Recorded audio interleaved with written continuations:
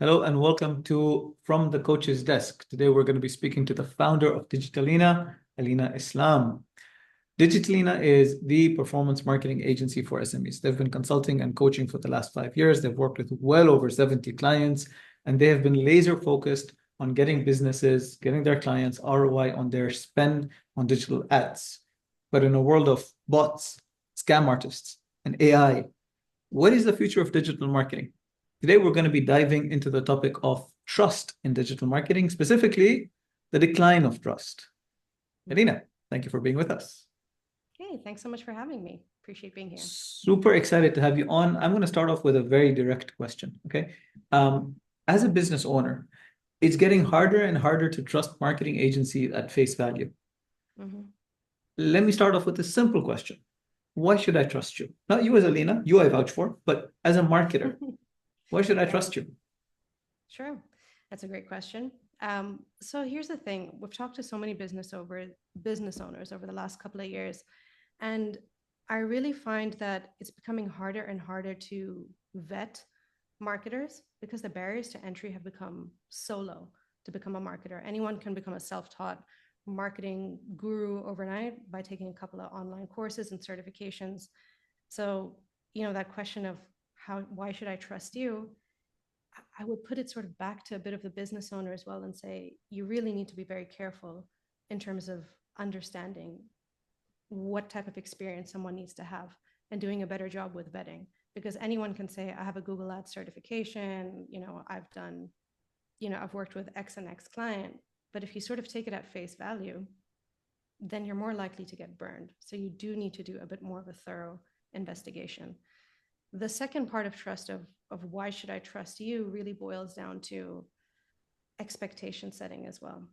Is the person at the other end honest and trustworthy in what you can expect? Because there's a lot of over promises in this market. So I think when you overpromise, you give these guarantees, it sounds really, really nice.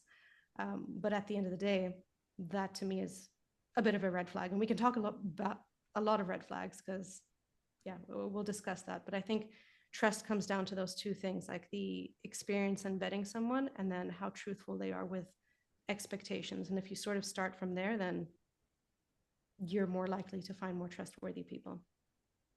Okay. I'm going to put myself in the position of the business owner. Okay. Yeah, I sure, need sure, sure. to hire somebody. Mm-hmm. I will go online. I'm going to Google. I'm going to see what the top Yeah, couple of yeah, results are. yeah, I might ask some friends yeah. who've had some experiences, but I don't actually know what I need to. I mean, if you have a Google You Ads don't know what you need to certification, I ask. guess Yeah, you know Google Ads. yeah. What do I need to ask? That's wow. I could talk about this for days. Give me three So one of the questions that things, I should ask. so three questions that you should ask. So one would definitely be case studies, I'd say, Okay. So that where the would proof is in be the pudding and examples. references. Yeah, yeah. So Okay. one example would be, hey, this is my goal. Have you worked in a similar industry before, or have you gotten someone similar results? If so, can you actually give me a case study and maybe a reference as well? One of the things that people can do, and I want business owners to be very careful of as well, is screenshots are very easy to fake.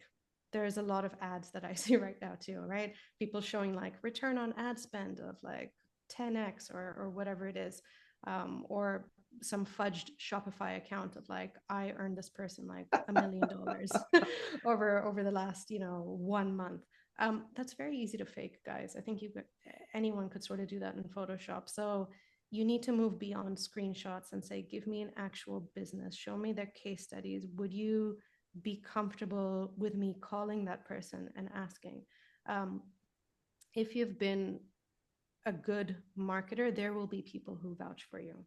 Um, some people are maybe uncomfortable like talking about the results, etc. But you will always have some business owners who will happily say, "Yeah, sure, I'll take a phone call or I'll confirm over an email." So references and case studies is definitely number one. So I don't know if Okay. you can pull that into one Yeah, question. all that is one. Go on. Yeah, sorry, that is just one question. A second question that you would want to ask, and look, I think this I would actually bring someone in. So I'm going off on a bit of a tangent to what you're asking to. I would loop in someone who gets something about digital marketing, whether it is a friend who owns an agency, whether it's a friend who is a marketer, whether it is someone like me or whoever it is, a coach or a consultant, whom you might want on that call or to vet that person. Because I can sit here and tell you, ask them about, what they're doing about the difficulty in third party tracking. No, that's not going to make any sense to you. Or I'm going to say, how do you optimize your landing pages for higher lead quality? How are you ensuring that we're getting better quality leads, etc.? That person could give you an answer, but how are you going to know if that answer is good? That's the biggest thing. I have a giant checklist of like interview questions to give a business owner, but they're not going to know whether it's right or wrong, either unless they self-educate themselves, or you bring in a marketer maybe to do a round of vetting or on a call with you. Yeah. So I don't know if that is I mean, I think helpful. that's, I can somebody reach out to you for those questions if they need? They can. They Yeah. 100% can. There's been instances in the past where, business owners have become friends too, and they have an in-house team and they say, I don't really know if this person is, talking, sorry, I don't know if you can Up bleep their it out ass. or not, but talking BS. Are they talking BS or is it actually true? And you can just sort of sniff a bit of that out. But actually, let me give you some other red flags. Here's a question you can ask. You can ask, how soon will I see results? And what you're looking for here is whether or not this person is making tall claims. Okay. If someone is saying, guaranteed, I'm going to get you 10x in your profit or your revenue or whatever it is by the end of this month, I would say run the other way. Because Okay. absolutely no one can guarantee, because it's a hand-in-hand partnership. And you'll see all the good agencies out there will always say it depends, or they tread it a bit more carefully, or they say, let's work on some projections together, let's iron it out. But the people who make tall claims, overpromise, guarantees, it's a bit of a red flag. So how tall is a tall claim? So for example, I have never done much advertising online and somebody said, hey, you know what? I can get you 20 qualified leads a week in by the end of the month. I mean, that sounds good to me.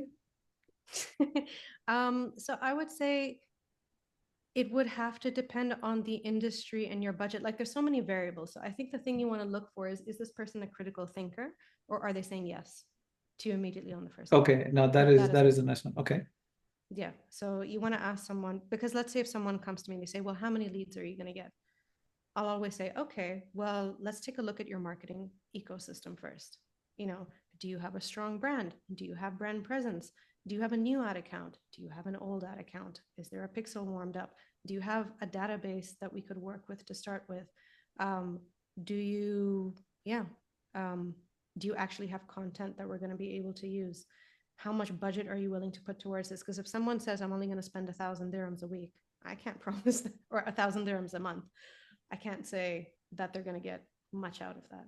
So it's not so much about an exact answer. It's, will someone dive into nuance and do a back and forth with you to get to the best answer, or like best guesstimate.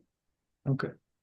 Okay. Yeah. I think that's really nice. Now, again, when you come in as a service provider, Mhm. if I were to get the feeling that this isn't going to work, then I wouldn't buy. So you Yeah. are going to give me some sort of assurance and Yeah. Yeah. We usually do projections. Okay. And we clearly say this is a best estimate, right? So again, it depends on whether you are service-based or whether you're a product-based business. So I'll give an example of, if it's somebody who needs leads, right?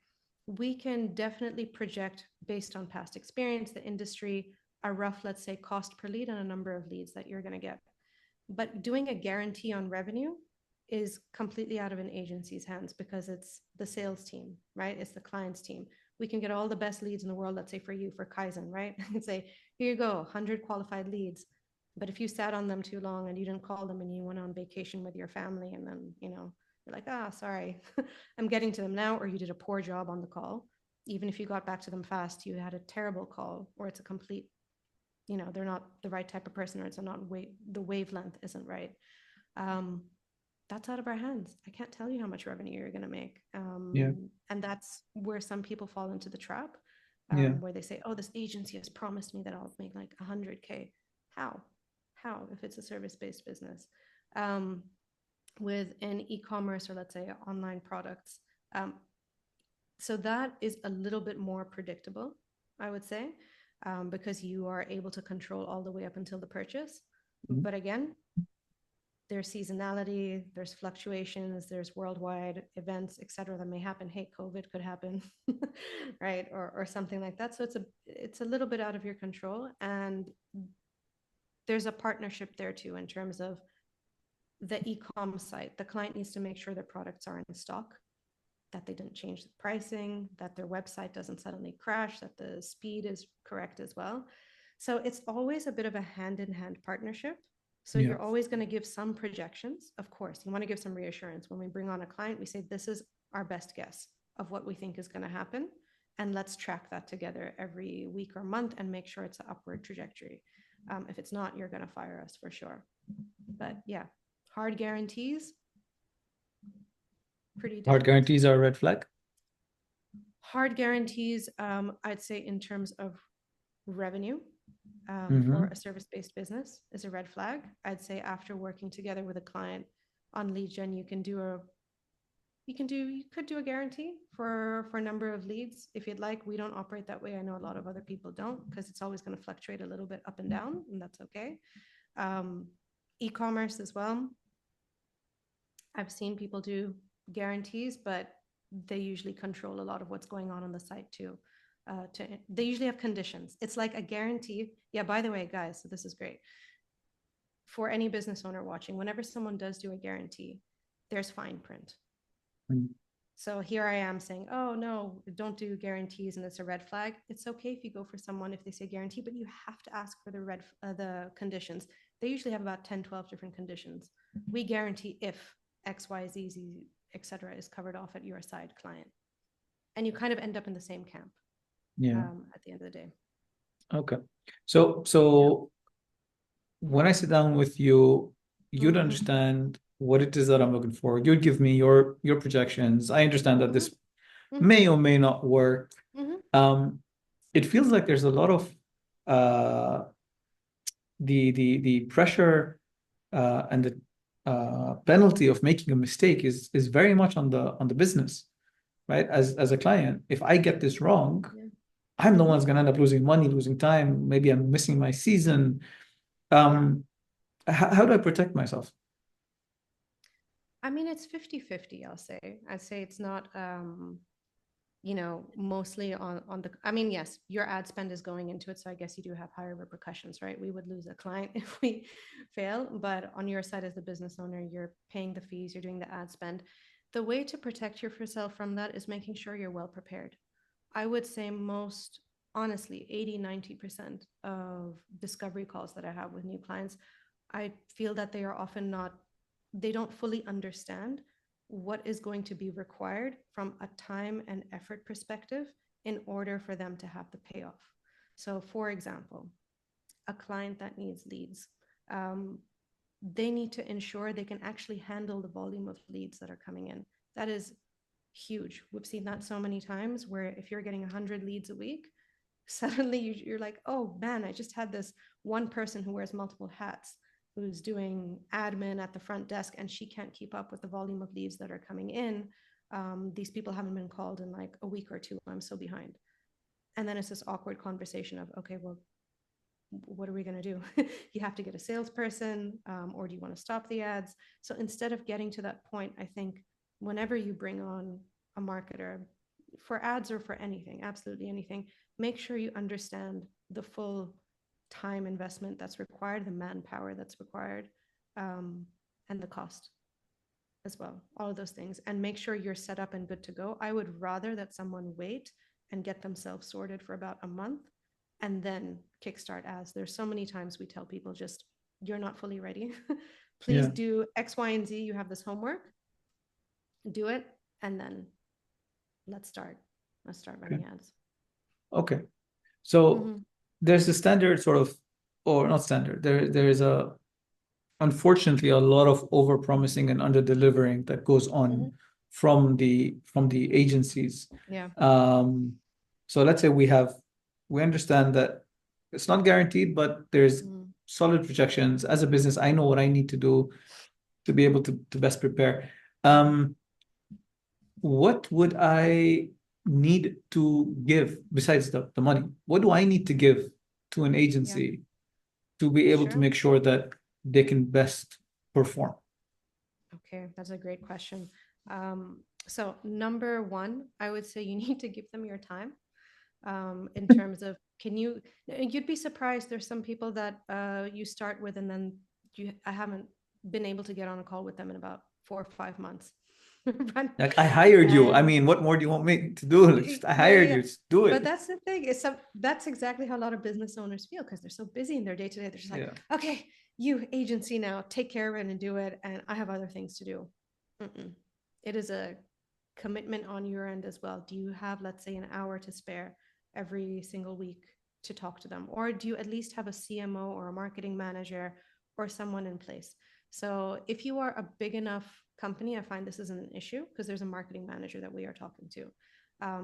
But for, let's say, some smaller companies where it's just a business owner and then operational staff, they don't have any coordinator or a person to assist the agency if the agency needs any documents, any content, any images, they want to clarify something. There's a lot of back and forth. So you need someone present and available to actually talk to them. So that's number one. Number two, so we'll do maybe service-based business and then talk about e-com.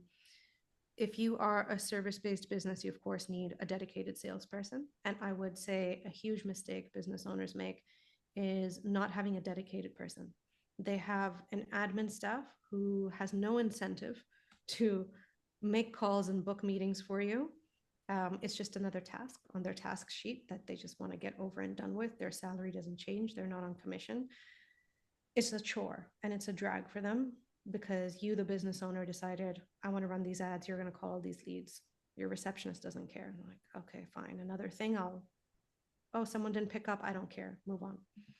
Make sure it's someone who's actually dedicated, who is calling these people and is actually getting some sort of reward for setting more meetings and following up and, getting that seen all the way through. So that's sales. From a marketing perspective, what you need to have set up is, I mean, you have to make sure I say marketing ecosystem is kind of strong, right? So does your website look like it was made in the late 80s or 90s? Because someone is going to check you out on Google. They might not click on your ad immediately or any piece of advertising.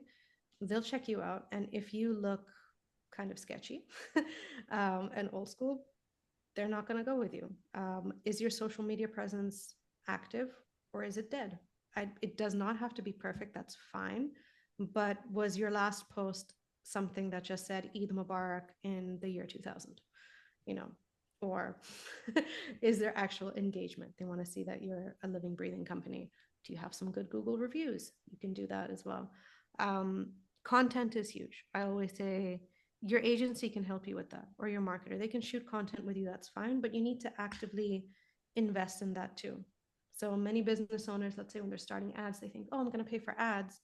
But if you have no headshots or photos of your team, your facility, your space, there's no corporate video, any demos of your services, your ads are going to be a reflection of your ads are as good as your content is. So if Okay. you have no content, then your ads are going to suck and you're going to Yeah. get a bad return. So you see how many other things there are that Sounds like a someone lot of has to. work. It is. And this is why I want to have more and more of this conversation with business owners because the market is really flooded. There's a lot of competition. There's low barriers to entry. Everyone's in it for a quick buck, and business owners also don't have patience. So they're like, hey, I want results as fast as possible. And then you have desperate marketers and lowballing agencies on the other side who are like, don't worry, I guarantee I'll deliver stuff to you and I'll do it cheaper. And so these two people meet, things explode or implode because they're like, they deliver poor quality work and they haven't partnered with the business to help them set up the framework that's going to be required for ads to work long term or any of their marketing efforts to be ROI positive. Business owners get burned and say they suck, and then they repeat the cycle and go to another agency that's cheap. So that is the problem we're seeing, but the reality is boring. And I'm happy because I'm talking to you about something that's boring, but it's because it matters. If you go to a doctor, do you want the doctor to look at you in 2 seconds and say, take this pill, go for it, you're going to be fixed? I would love that. But you know that any serious doctor is not going to do that. Yeah, of It's course. the same thing with marketer. A proper marketer is going to take time and understand nuance. They're going to understand your competition, your brand, your resources, what budget you have, your channel priority, and they will work together with you like a business partner and say, look, it's a marathon. This is slow and steady. This is what I think you need to do in order for us to hit this goal. But we're not going to get there tomorrow. The business owners who are open to that and receptive to that, they win because they have a long-term mindset. But the ones who want short-term quick fixes results, they often are attracted to the wrong type of marketers. Okay, And that so is understanding, speech. yeah, no, understanding awareness for the long haul, I think is going to change the way that I look at this. I'm not looking at this and saying, okay, what's going to happen in a month? I'm going to say what's going to happen in a year, Yeah. and a lot can happen, I suppose, within a year. Marketing has evolved, so much. Back in the day, there was a picture of something in a magazine, and people would buy, they pick up the phone and buy the product. Yeah. Now there's hundreds of pieces of content when somebody wants to, make a buying decision. But now we're also moving into a world where you can't actually believe everything you see. Yeah. Yeah. So tell me as a business owner, what is going to be the impact of AI when it comes to bringing on agencies? I mean, you're going to have a content writer. AI is, ChatGPT is a great content writer. You're going to make images. They can make images. Now we could do videos. We could do deep fit. I mean, at which point does a machine no longer deliver the standard of that I need? I mean, yeah, for sure.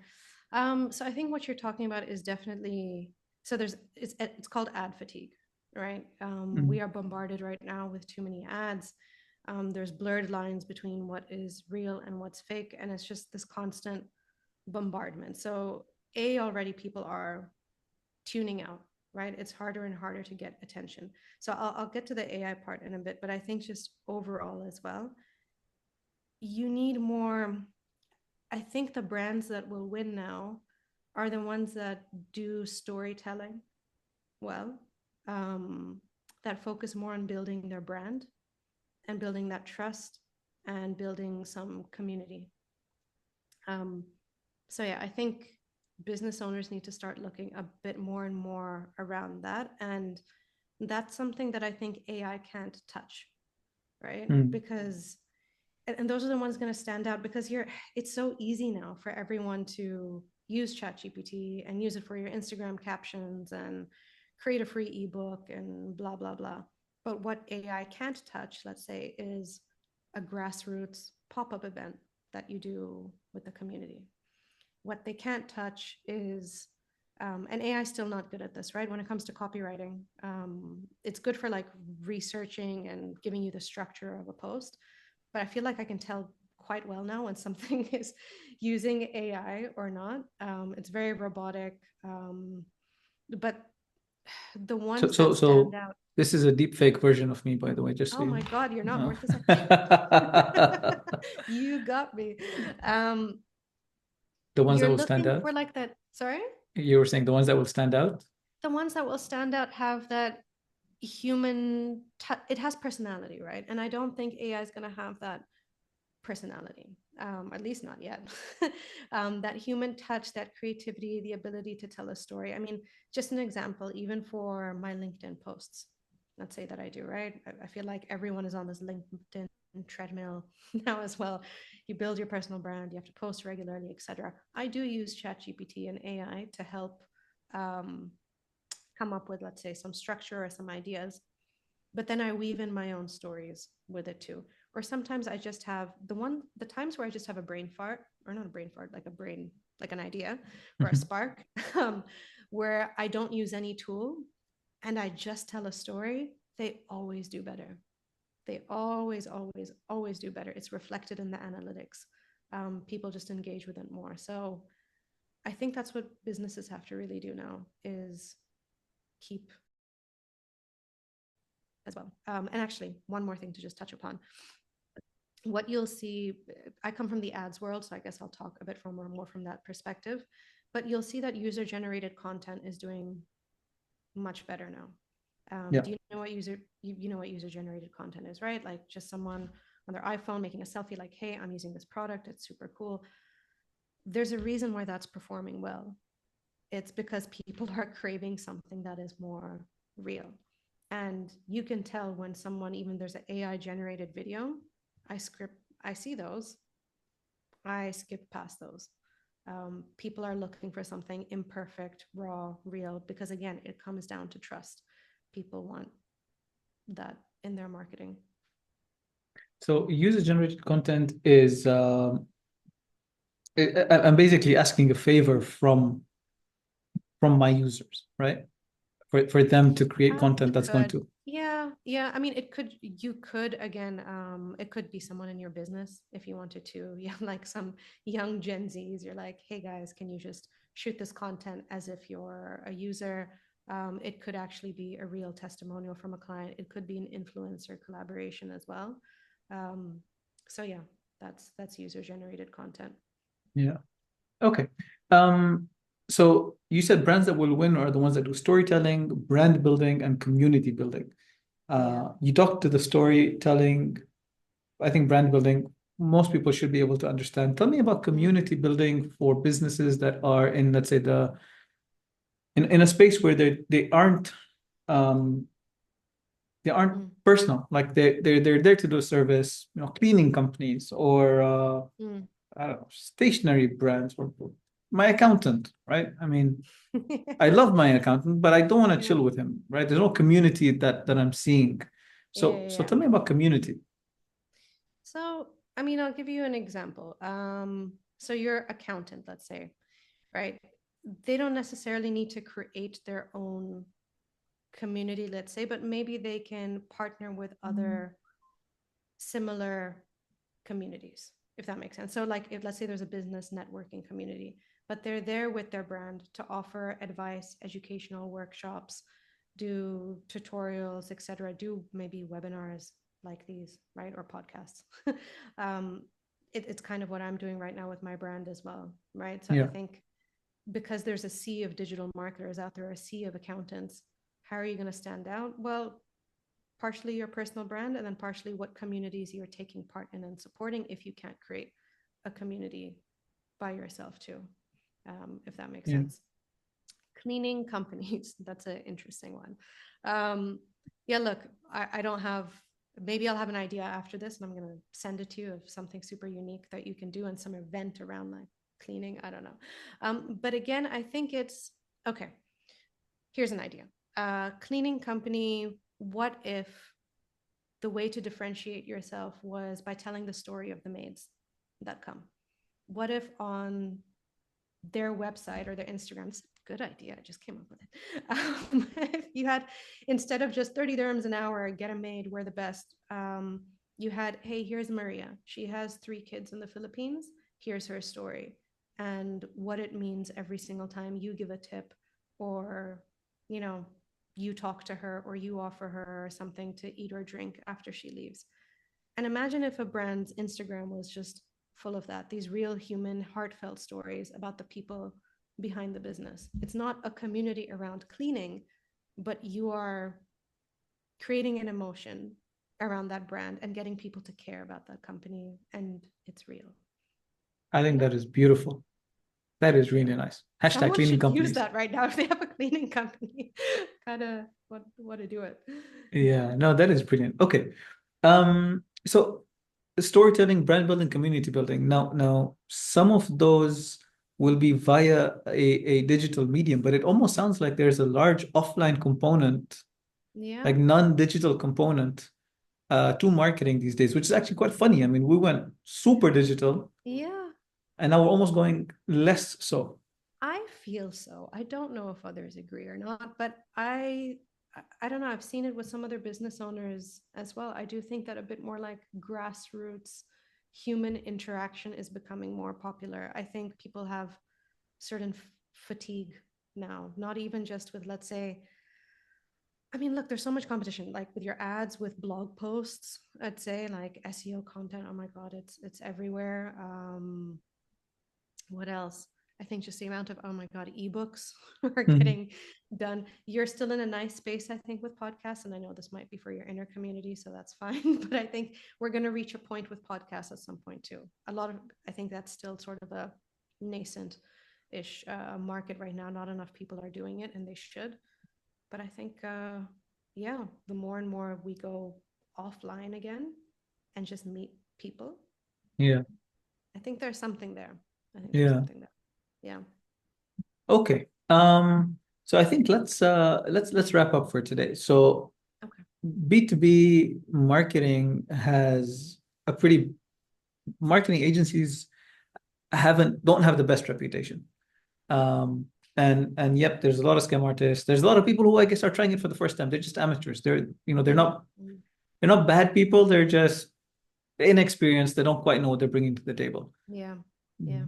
But the first, I think, responsibility has to be on the business that's bringing them on Yeah. and vet them a bit better. Make sure you ask the right questions. Otherwise, it's kind of your fault that you ended up in a not great place. 100%. I love how you said give the agency time. Um, and I guess over time, as your engagement develops, you'd Mm. probably be able to minimize as a business owner to reduce the amount of time you're spending maybe with Yep. the agency, but initially Initially, they for need that sure. time. Afterwards, then it could be a quick 5 minute chat, or, sometimes it's just a Slack message or an email update, like everything's going great, you're fine. If I know we're wrapping up, so like a parting word, I will Yeah, say for business owners as well is whoever you're bringing on, whether it's an agency, whether it's a freelancer, whether it is someone in house, look at it from the lens of a long term engagement. Do not, the moment you start looking at short term, I think people make the wrong decisions. But think yeah, about, is this someone who I would want in my corner about 5 years from now? Is this someone who has enough business sense, strategic sense? Because that's what ends up happening with marketing partners too, right? They can talk to you about your actual business as a whole versus just a silo and one thing. You want a partnership with someone and a good relationship with them versus just, hey, you know, person who's going to do something for me and get me results, or else after, a few months, and then that's it, our engagement is done. Mhm. So yeah, look to build a relationship with the right people. So I think that's quite interesting. I mean, you're an investment Mm-hmm. for a business, and if you're a good investment, if you got solid ROI, then Mm-hmm. It I will will not continue fire growing. you. Yeah, And exactly. if there's negative Exactly. ROI, then Yeah. But the key to ROI is, um, the marketers who get you good ROI are the ones who can understand other aspects of your business, because they understand that ROI does not operate in a silo. mm, If they are not asking you about your market conditions and your competition or your pricing or your team, and they're not factoring any of that in, then you're probably not going to see ROI, because they're just looking at their clicks. Like, am I getting leads? Am I getting, what's it called? Some clicks to the site? Cool. It's a little bit shallow. The yeah. more in depth that they go, they'll help you make better decisions and you'll see more ROI naturally. Um, so yeah, hope that makes sense. Awesome. Alina, thank you so much. It's been so good learning from you. Thank you for sharing Thank all you. of that. Thanks for Can't wait having to me. have part two. Awesome. Sounds See you good. soon. Bye. Bye.